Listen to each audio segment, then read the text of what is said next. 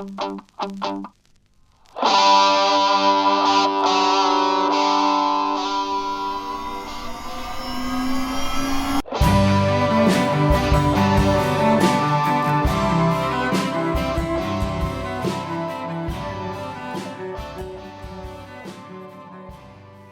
most sacred secular day in the Australian calendar was yesterday. ANZAC Day commemorates an infamous First World War landing of the Australian and New Zealand Army Corps, ANZACs, at Gallipoli on the northwest coast of Turkey on the 25th of April 1915.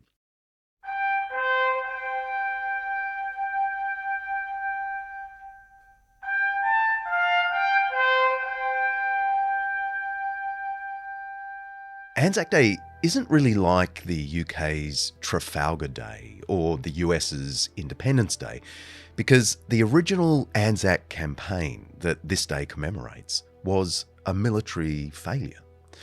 British commanders ordered the Aussies and New Zealanders to storm the beaches at Gallipoli and then move inland. The eventual goal was apparently to take Constantinople. They ended up being sitting ducks.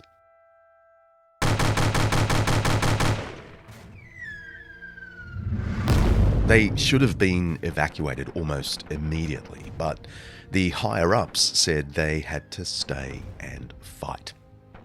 So they did, for months, until there was nothing more that could be done. About 10,000 ANZACs were lost. They proved themselves that day to be, at the very least, ridiculously brave and stubborn. And that's the day Australians have chosen as their most sacred secular commemoration. God, I think, God! God, we sing, out!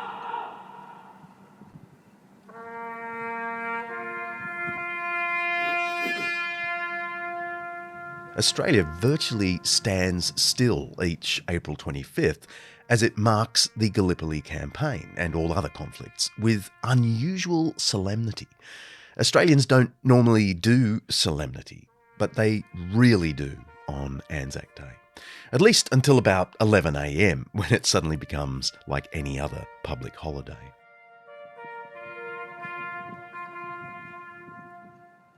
A few years ago, I got to visit the ANZAC graves at the Allied War Cemetery in Jerusalem. ANZACs had pressed up through Palestine, eventually getting all the way to Damascus in 1917 and 18. I was in Jerusalem on more ancient historical business, but I really wanted to see these famous rows of dead Australians and New Zealanders from World War I who somehow found themselves fighting, killed, and buried in the Holy Land of all places.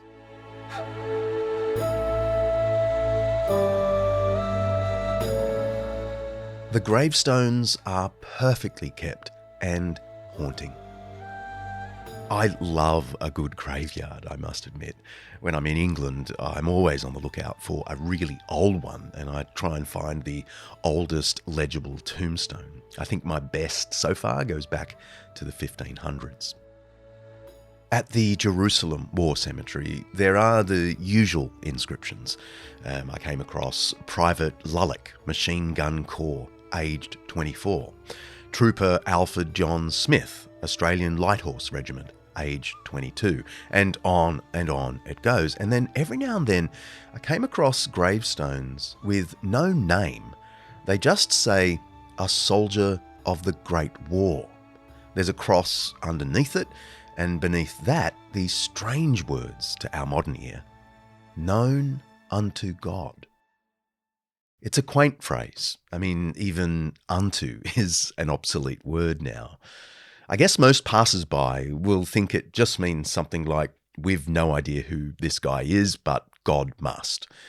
But that's not what it means, not really. The phrase known unto God is taken straight out of the New Testament, from Galatians 4, actually. The Apostle Paul says to Christians, the first Christians of Turkey, actually, you are no longer a slave, but God's child. You know God, or rather, are known unto God.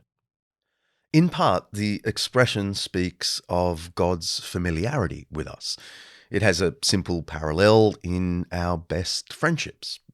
If I'm honest, the older I get, the more important to me it is that I have a few friends, not many, just a few, who know my history almost completely. They know me so well, there's no pretending with them. I don't feel any sense of performance in their presence. I'm completely myself because these people know me and love me anyway. We are known by God in this sense. To be known unto God is to be completely bare before Him and still be loved.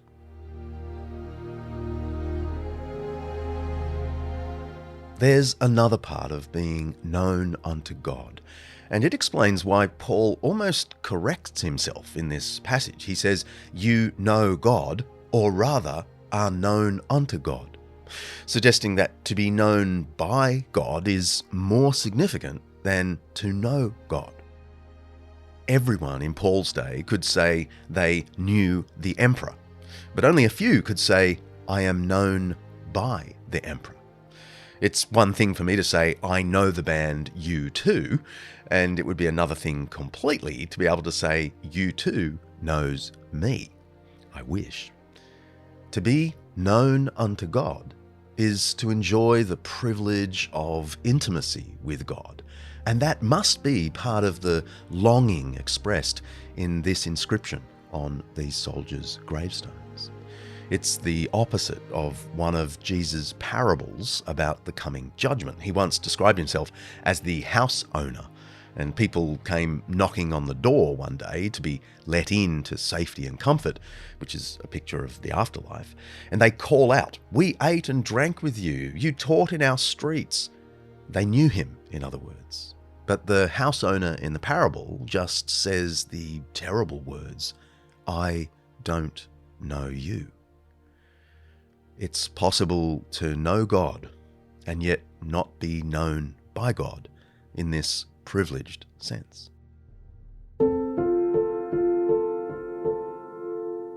There's one last aspect to this phrase, known unto God.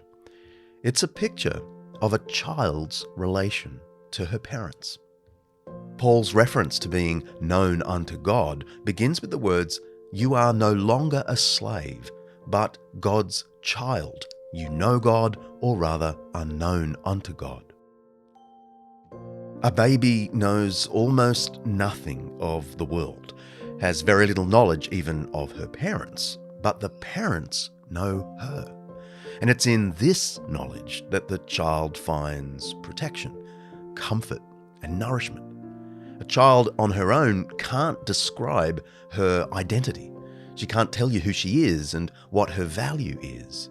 But that doesn't leave her without an identity, without value, because her parents know her and love her. She means the world to them.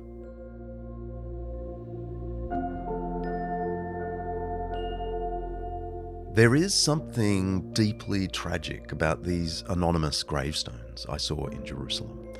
These whole human lives, not just lost and forgotten, but they're unmarked and unmemorialized.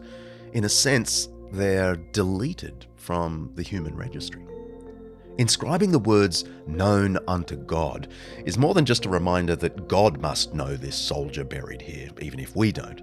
It's a hope, a kind of prayer that this individual, forgotten to history, is an intimate with God in eternity.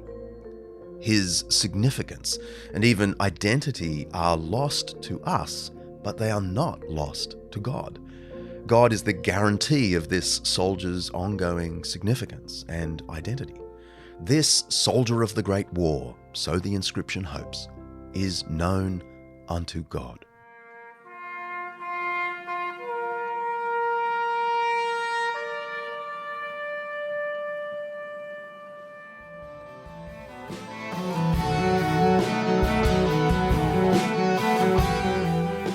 I hope you've enjoyed these singles over the last month or so. This is the last one for a while because we're back with full episodes for Season 4. And we start with a topic that I reckon is relevant to just about everyone over this last year: mental health. See ya.